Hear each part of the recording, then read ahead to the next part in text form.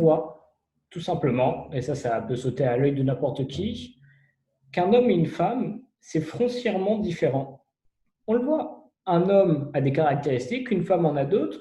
Certes, ce sont tous deux des êtres humains, mais ils sont totalement opposés, totalement différents. D'ailleurs, souvent, on les compare à des choses opposées, comme le yin et le yang, le blanc et le noir, l'eau et le feu, Vénus et Mars, et plein d'images totalement différentes, encore une fois. Même dans la Kabbalah, justement, on voit qu'on compare l'homme et la femme, un au cercle et l'autre à la ligne. Et c'est ce sujet-là qu'on va essayer de développer aujourd'hui. Et la question qu'on peut se poser, et qu'on va se poser durant tout ce cours, les Hachem, c'est comment deux personnes totalement différentes, elles peuvent cohabiter, être censées être ensemble, former un couple et vivre harmonieusement. Si deux personnes sont différentes, tu ne vas pas essayer de les mettre ensemble. Donc comment est-ce qu'on peut penser que justement, même le but de notre vie, et on a une mitzvah, on a plusieurs mitzvot d'être en couple et de fonder un foyer, d'avoir des enfants, etc. Et on nous demande de faire tout ça avec quelqu'un de foncièrement différent de nous. Comment ça se fait? En réalité, il faut comprendre pourquoi et en quoi on est différent. Et c'est grâce à ça, c'est en comprenant ça, qu'on va comprendre pourquoi est-ce qu'on peut justement cohabiter. Et on va essayer de comprendre quelle est cette image de la Kabbalah, cette parabole du cercle et de la ligne. Avant toute chose, il faut savoir qu'il y a deux façons, si on peut le vulgariser comme ça, de penser et d'agir. Une façon féminine, une façon masculine. En sachant bien entendu que la façon féminine d'agir n'est pas exclusivement féminine, il y a aussi des hommes qui peuvent agir comme ça, et la façon masculine d'agir n'est pas exclusivement masculine, il y a des femmes qui peuvent aussi agir comme ça. Chaque homme et chaque femme, ils possèdent quand même en eux ces deux courants d'action différents et ces deux façons de penser, mais à des dosages différents, avec certaines prédominances, bien entendu. C'est comme on voit que, de façon générale, on a aussi deux qualités de midot qui sont prépondérantes chez l'homme, c'est din et chesed, la rigueur et la bonté.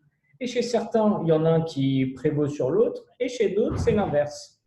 Et on voit qu'en réalité, le but de notre vie, pour pouvoir essayer d'arriver à une complétude, c'est de bosser plus la mida qu'on n'a pas. Si on voit quelqu'un qui est très chesed, comme par exemple les Lubavitch qui viennent pour nous aider, pour mettre les signes, pour nous ramener à la Torah, il faut essayer de bosser le côté digne. Pareil, un orthodoxe qui est très pointueux, très makpid et qui est très digne, il faut essayer de bosser le chesed justement pour essayer d'arriver à une complétude.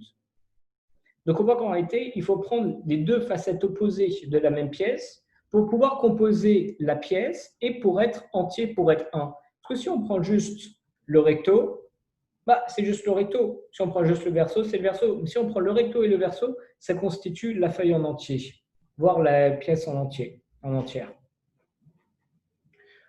On voit qu'en réalité, dans la Kabbalah, le cercle, ça représente la façon féminine de penser et la ligne, ça représente un comportement typiquement masculin. Pourquoi? On voit à Tou B'Av, on dit aussi que c'est la fête de l'amour dans le calendrier juif, le symbole du cercle et de la ligne.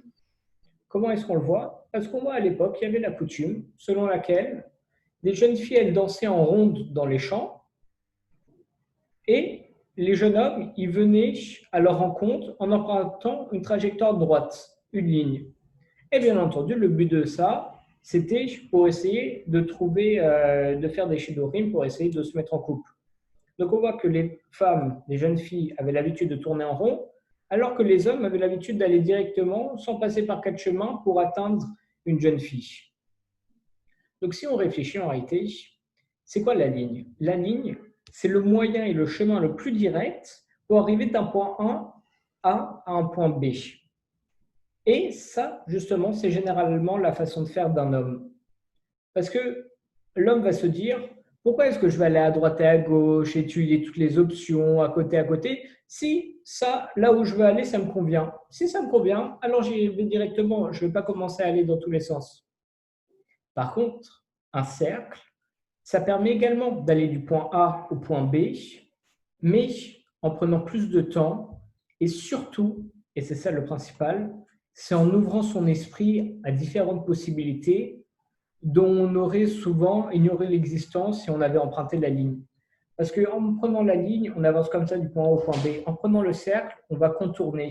Et en contournant, on va pouvoir embrasser plus de possibilités avant d'arriver au point B pour voir toutes les possibilités et tout ce qu'on pourrait faire et être sûr de bien choisir. Et ça, c'est la façon de penser de la femme. C'est le cercle. Un couple équilibré, justement, il faut qu'il utilise ces deux méthodes d'agissement, ces deux façons de penser, mais au moment approprié, bien entendu. Parce qu'il y a des fois où pour choisir des décisions, il faut être rapide, efficace, il faut y aller directement, comme la ligne. Et il y a des fois où en réalité, on doit être sûr, on doit évaluer toutes les options autour de nous, bien être sûr qu'on a tout regardé avant de prendre une décision. Donc parfois, il faut se comporter plus comme un homme et parfois plus comme une femme. Bien entendu, comme les façons de penser d'un homme ou d'une femme. Lorsque le mari et la femme, ils arrivent à relever le défi de savoir quand est-ce qu'il faut agir en cercle, quand est-ce qu'il faut agir en ligne, quand est-ce qu'il faut essayer de tout voir ou quand est-ce qu'il faut y aller directement, alors c'est à ce moment-là, c'est quand ils arrivent à trouver quand est-ce qu'ils doivent agir de cette façon ou de cette façon, que leur foyer, il va pouvoir être solide et il va pouvoir être harmonieux.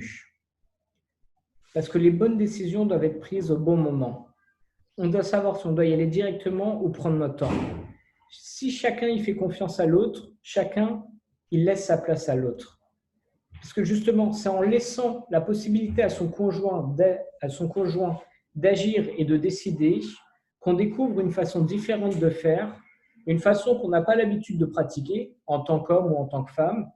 Et c'est une façon qui nous aurait été inconnue toute notre vie si on n'avait pas toléré ou si on n'avait pas ouvert notre esprit à la différence. Parce que si on est un homme et qu'on a l'habitude de toujours aller agir en ligne, si on n'est pas ouvert d'esprit, si on ne laisse pas place à notre conjointe, à notre femme, avec sa façon de faire comme un cercle, alors dans ce cas-là, on ne pourra jamais être harmonieux et on ne pourra jamais voir les autres possibilités et les autres façons de faire. Et justement, il n'y en a pas un qui est mieux que l'autre. Il ne faut pas dire, oui, notre vie, c'est mieux d'agir comme un cercle plutôt qu'une ligne, ou bien l'inverse. Non, il faut savoir à quel moment, dans quel endroit agir comme une ligne ou agir comme un cercle. C'est pour ça qu'il faut essayer d'acquérir les deux. D'ailleurs, on dit qu'une personne n'est pas complète tant qu'elle n'a pas rencontré son conjoint ou sa conjointe et qu'elle s'est mariée. L'homme ne peut être complet qu'une fois qu'il s'est marié. Pourquoi? Parce qu'il voit l'opposé, il voit toutes les autres facettes de la vie, comment on peut voir différemment la vie. C'est à ce moment-là où il pourra juger, critiquer et voir à quel moment il doit choisir quelle façon de faire. Ce qu'il y a de magnifique dans le concept de cercle et de la ligne, c'est qu'en réalité, c'est ça aussi qui rythme les cérémonies du mariage. Ce qu'on voit, qu'il y a le mari qui va se tenir sous la roupa, immobile. Il représente la ligne. Et lorsque la femme le rejoint, elle doit tourner autour de lui 7 fois. Et cette coutume, qui est de plus en plus adaptée pour les jeunes époux, ça symbolise en réalité la protection du foyer. Donc on voit que la femme qui est le cercle, qui va tourner 7 fois autour du mari, c'est elle qui va représenter la protection du foyer. Puis, juste après, la femme, elle va se tenir debout, immobile, à côté du mari. Et en faisant ça, elle va montrer sa force de pouvoir annuler sa propre nature lorsqu'on le demande et lorsque le moment l'exige. Elle va pouvoir s'annuler, elle ne va plus être un cercle, elle va devenir immobile, elle va devenir une ligne. Et maintenant, ils ne vont plus être deux unités distinctes, un qui est en ligne, l'autre qui est en cercle, mais ils vont former chacun à présent une même unité avec laquelle ils pourront s'unir et former un foyer tout en laissant la place à l'autre.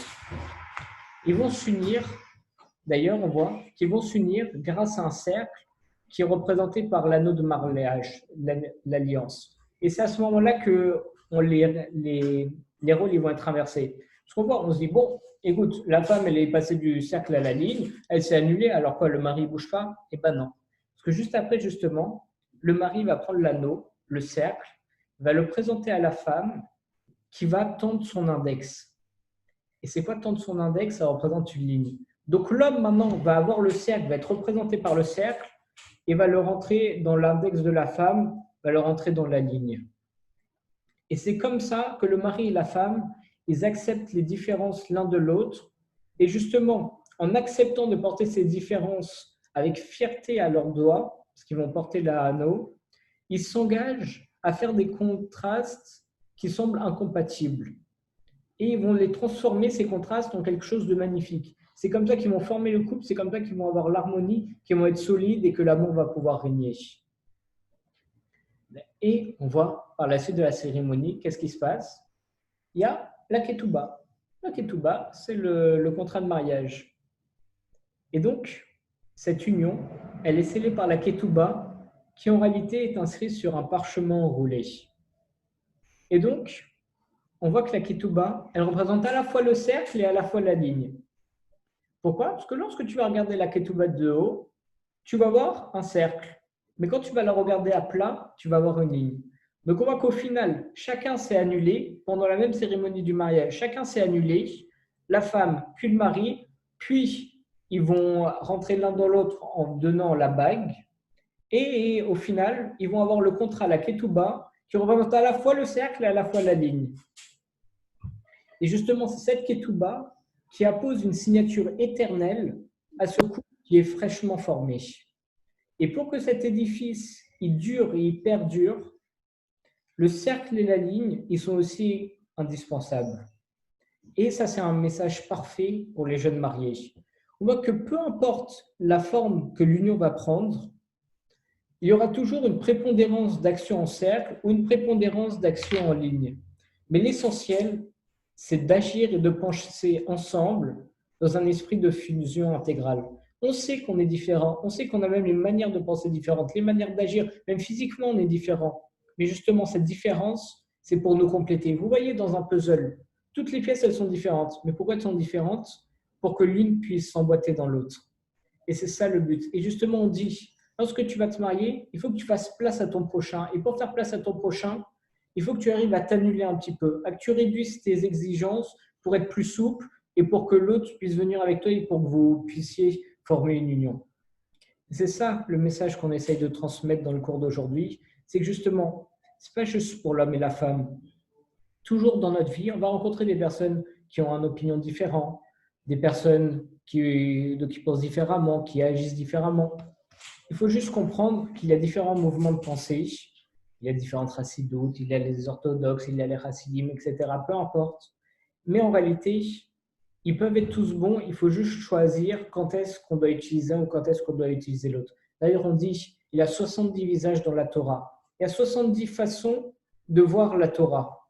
Un même verset, on voit qu'il y a différents commentateurs, lequel a raison, ils sont en marloquette, mais on voit que les deux points de vue sont tout à fait légitimes. Donc, il y a bien toute une conception, tout un contraste avec plein de points de vue différents, mais il faut savoir les accepter, il faut essayer d'en embrasser un maximum pour pouvoir choisir, toujours en ayant un esprit critique et faire place à l'autre, même s'il est différent. Et voilà les amis, c'est la fin du cours d'aujourd'hui. Je vous souhaite à tous Shabbat Shalom.